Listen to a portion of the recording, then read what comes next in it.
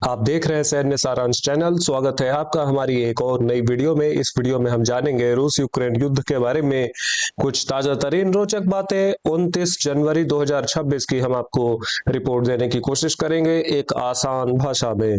Videos आपसे मैं morning 6 AM यानी रोजाना सुबह 6 बजे सुबह के लिए शेड्यूल कर दिया करूंगा।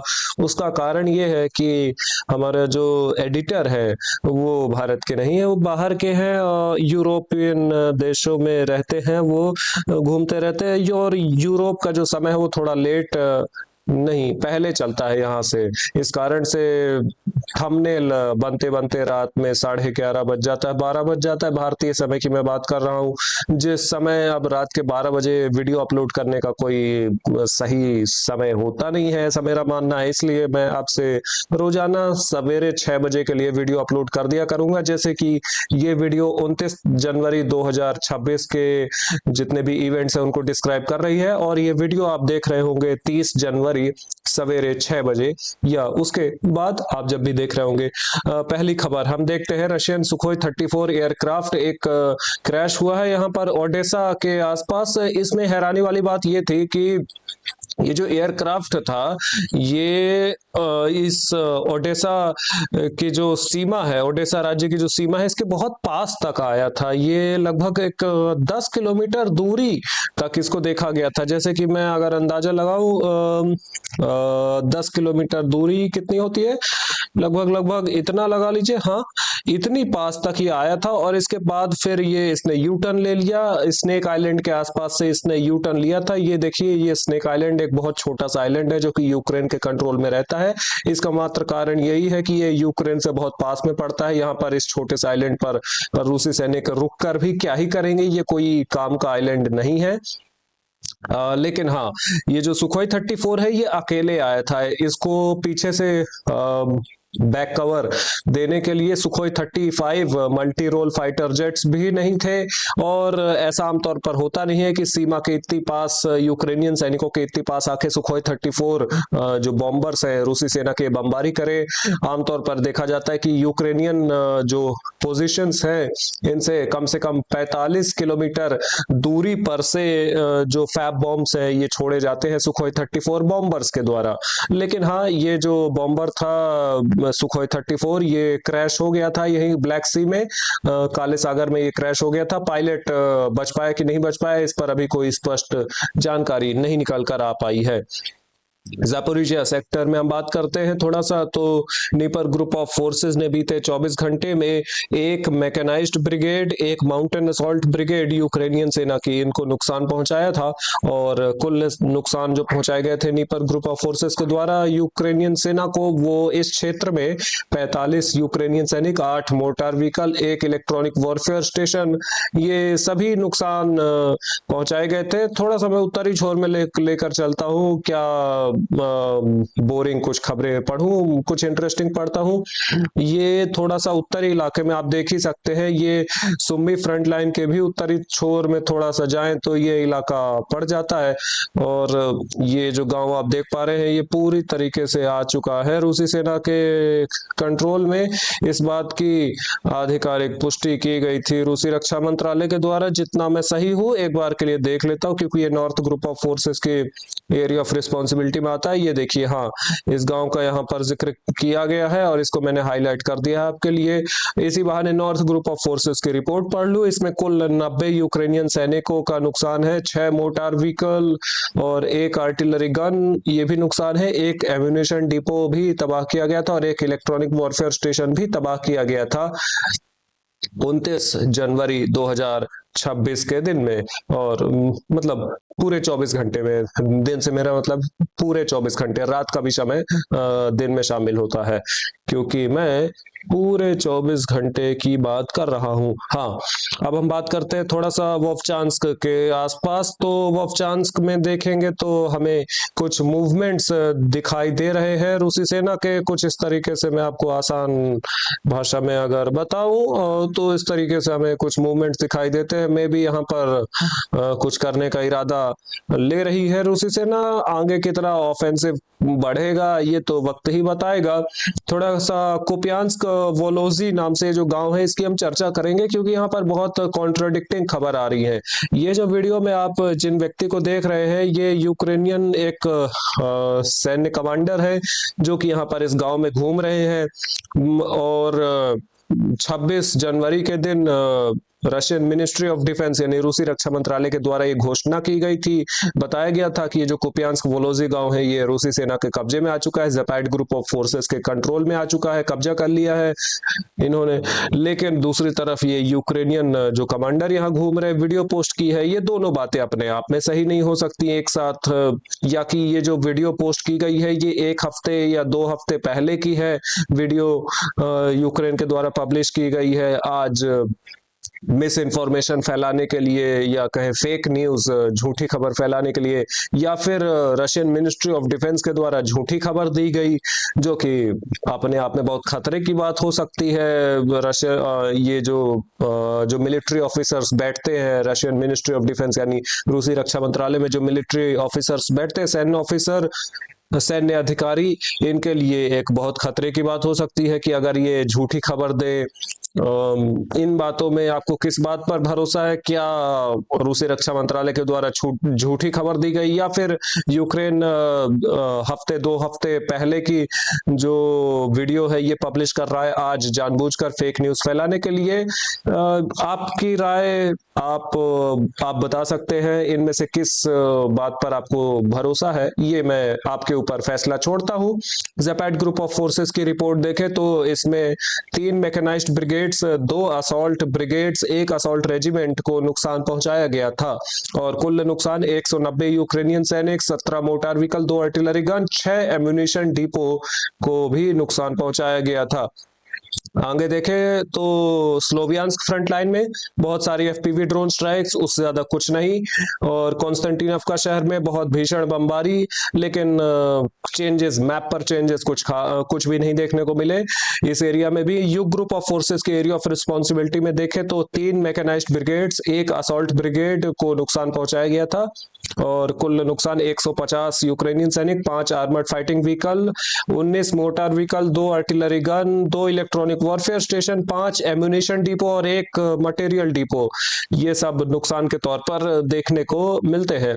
इसके बाद सेंटर ग्रुप ऑफ फोर्सेस की रिपोर्ट भी देखते हैं। इसमें लिखा है 2 mechanised brigades, 1 infantry brigade, 1 assault regiment, 1 territorial defence brigade, 2 national guard brigade को नुकसान पहुंचाया गया था सेंटर ग्रुप ऑफ फोर्सेस के द्वारा। और कुल नुकसान 325 सैनिक, 325 यूक्रेनियन सैनिक, 6 armoured fighting vehicle, 11 mortar vehicle, 1 Grad multi launch rocket system और 3 आर्टिलरी गन, ये सब नुकसान के तौर पर यहाँ मेंशन थे। और आखिरी में वोस्तोक ग्रुप ऑफ फोर्सेस की रिपोर्ट जो कि हमें बताती है कि 2 mechanised brigade, 1 assault brigade, 1 unmanned aerial system brigade यानी एक ब्रिगेड जो कि ड्रोन, हाँ, एक ड्रोन ऑपरेटर्स की ब्रिगेड और 3 असॉल्ट रेजिमेंट, हाँ, इन सबको नुकसान पहुंचाया गया था और 350 यूक्रेनियन सैनिकों का नुकसान था और कुछ साजो सामान का नुकसान, जो कि नॉर्मल, एज यूजुअल नॉर्मल होता रहता है पश्चिमी यूक्रेन में। यहाँ पर जो ये जो छोटा सा शहर है ब्रोदी शहर, इसके पास एक छोटी सी ऑयल रिफाइनरी है। यहाँ पर वापस से कुछ हमले देखने को मिले थे और नहीं, वापस से हमले नहीं हुए थे, मैं गलत था, हाँ, जो 2 दिन पहले हमले हुए थे उन्हीं के कारण जो आगजनी यहाँ पर देखने को मिली थी। लगातार 2 दिन से यहाँ पर आग जल रही है और अभी भी आग बुझ नहीं पाई है। और अब देखते हैं कुछ राजनीतिक खबरें। राजधानी कीव से अगर हम देखें तो 105 ड्रोन का यहाँ पर जिक्र है। 105 ड्रोन उपयोग किए थे रूसी सेना ने बीते 24 घंटे में हमले करने के लिए। स्टारलिंक के बारे में खबर निकल कर आई थी। यूक्रेन कोशिश कर रहा है ऐसा कि जो रूसी ड्रोन्स है जो कि हमला करते हैं यूक्रेन पर और तबाही मचाते हैं, जो कि स्टारलिंक का उपयोग करते हैं। स्टारलिंक अगर आपको नहीं पता तो अमेरिकन कंपनी है, स्पेसएक्स इलॉन मस्क की ये कंपनी है जिसके द्वारा सैटेलाइट के माध्यम से इंटरनेट प्रोवाइड किया जाता है। ये जो इंटरनेट प्रोवाइड करने वाली ये जो क्या कहते हैं, इनकी एक संस्था है, स्पेस एक्स के तहत ही ये संस्था या कहे ऑर्गेनाइजेशन आती है, कंपनी के अंडर सब कंपनी, इसका नाम है स्टारलिंक। और स्टारलिंक का उपयोग करके रूसी ड्रोन्स यूक्रेन में तबाही मचाते हैं। रूसी ड्रोन्स को स्टारलिंक का उपयोग करने से कैसे रोका जाए, स्टारलिंक का जो इंटरनेट है ये रोका जाए, इन तक ना पहुंच पाए, इसके लिए काम कर रही है यूक्रेनियन सरकार स्टारलिंक के साथ मिलकर, और स्पेस एक्स के साथ बातचीत हो रही है इनकी। में भी हो सकता है ये सफल हो जाए या हो सकता है सफल ना हो पाए।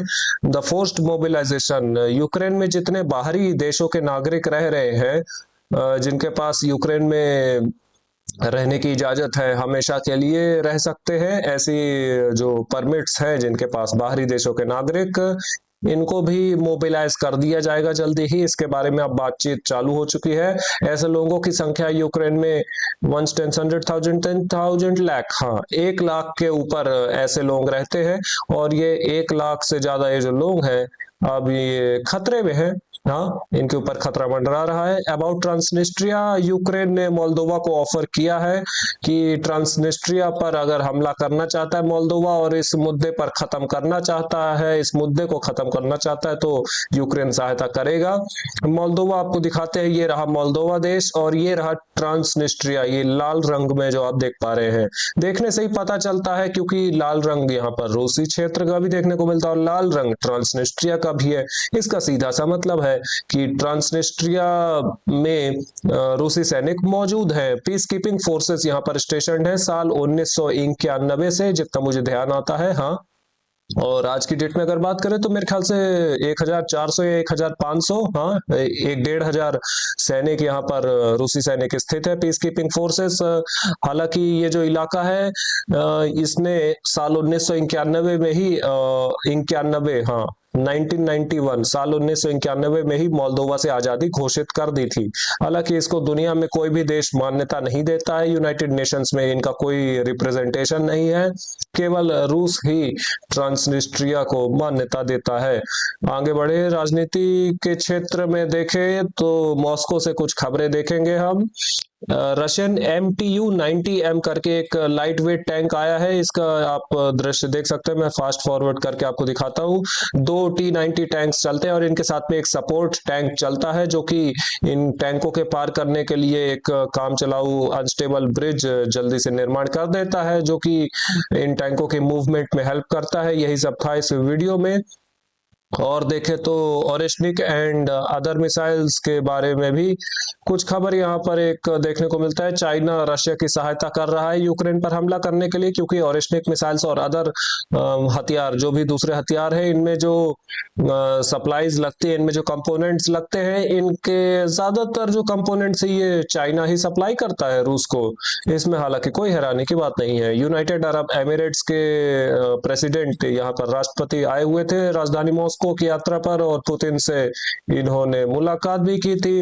पुतिन कोशिश ये कर रहे हैं इनके द्वारा, यूनाइटेड अरब एमिरेट्स के राष्ट्रपति के द्वारा, कि जेलेंस्की को न्योता दिया जाए, क्योंकि जेलेंस्की कहते रहते हैं अक्सर कि वो पुतिन से मिलने के लिए तैयार है, तो इनको राजधानी मॉस्को आने का निमंत्रण दिया जाए, ऐसा पुतिन का मानना है। और दे भी रहे, काफी बार जेलेंस्की को पुतिन ने इनविटेशन भेजा है, निमंत्रण भेजा है कि आइए राजधानी मॉस्को में मिलते हैं, आपकी जान को कोई खतरा नहीं है, निश्चिंत रहिए। लेकिन जेलेंस्की आना नहीं चाहते हैं, उनके भी अपने कारण है। सर्गेई लैवरोव ने बताया था कि रशिया ये जो PR ऑपरेशंस किए जाते हैं अक्सर यूक्रेन के द्वारा और यूरोपियन यूनियन के द्वारा, इनमें विश्वास नहीं रखता है, और रशिया असली जो प्रपोजल्स है जो कि असली शांति ला सकते हैं, इनमें विश्वास रखता है। देखिए यहाँ पर शायद हमें कुछ देखने को मिल जाए। मैक्रोन से यूरोपियन यूनियन से देखे तो सैंक्शंस लिस्ट, हाँ, ये खबर एक इंटरेस्टिंग है। हाल ही में आपको पता होगा कि यूरोपियन यूनियन और भारत के बीच में फ्री ट्रेड एग्रीमेंट साइन हुआ है। इसके कुछ डिटेल्स निकल कर आई हैं। क्या डिटेल्स है? देखिए, पहली डिटेल है कि जो टैरिफ्स है ये 90%, 90% जो सामान का लेन देन होता है यूरोपियन यूनियन और भारत के बीच में, इन सारे सामानों में से लगभग 90% जो सामान है इनके बीच में जो टैरिफ है इसको एलिमिनेट कर दिया जाएगा, हटा दिया जाएगा। बहुत सस्ते दामों पर यूरोपियन यूनियन के जो सामान है वो भारत में आ सकेंगे, भारत के सामान यूरोपियन यूनियन में जा सकेंगे। और साल 2032 तक जो व्यापार होता है अभी भारत और यूरोपियन यूनियन के बीच में, इसको दोगुना करने की तैयारी है। यूरोपियन यूनियन की जो कार है ये बहुत सस्ती हो जाएंगी। हालांकि ये सभी कारों पर टैरिफ कम नहीं होंगे। ये जो महंगी महंगी कार 1 करोड़ 1.5 करोड़ से ऊपर वाली जो कारें होती है, लग्जरी कार्स, जैसे कि वोल्क्सवैगन और मर्सिडीज इत्यादि, इन सब जैसी जो महंगी कारें हैं इन पर जो टैरिफ है, टैक्स है, ये बहुत कम हो जाएंगे। आप में से किसी को अगर बहुत महंगी महंगी वोल्क्सवैगन या मर्सिडीज लेने का शौक हो तो अब आपके लिए अच्छे दिन आने वाले हैं। Tariff on wines from European Union to India cut from 150 to 20-30%। European Union देशों की जो वाइन्स है यानी अल्कोहल जो वहां से आती है वो सस्ती हो जाएगी। आप में से अगर कोई अल्कोहल का शौकीन है तो उनके लिए भी अच्छे दिन आने वाले हैं। और tariff on jewellery and textile from India to EU cut to 0%। Bharat से यूरोपियन यूनियन को जो सोना चांदी और कपड़े बेचे जाते हैं, जो भेजे जाते हैं, ये बहुत सस्ते हो जाएंगे। यूरोपियन यूनियन के लिए इस मामले में अच्छे दिन आएंगे। फर्नीचर, केमिकल, लेदर, मेटल्स, इन सब के ऊपर भी 0% टैरिफ हो जाएगा। बिल्कुल सस्ते दामों पर ये उपलब्ध हो पाएंगे। और इस डील के पीछे 20 सालों की लंबी बातचीत है, ये आज नहीं हुई है। इसके पीछे 20 सालों से लंबी बातचीत हुई है और इसी कारण से इसको बहुत एक महत्वता दी जा रही है। दी भी क्यों ना जाए, इससे भारत का बहुत ज्यादा फायदा होने वाला है। यूरोप का कितना होगा ये तो वक्त ही बताएगा, लेकिन हाँ, भारत के लिए मैं कह सकता हूँ कि भारत के लिए काफी कुछ फायदा यहाँ पर होने वाला है। अब क्या फायदा होगा एग्जैक्टली ये तो आने वाले वक्त में पता चलेगा। आखिरी खबर ईरान से मैं पढ़ देता हूँ।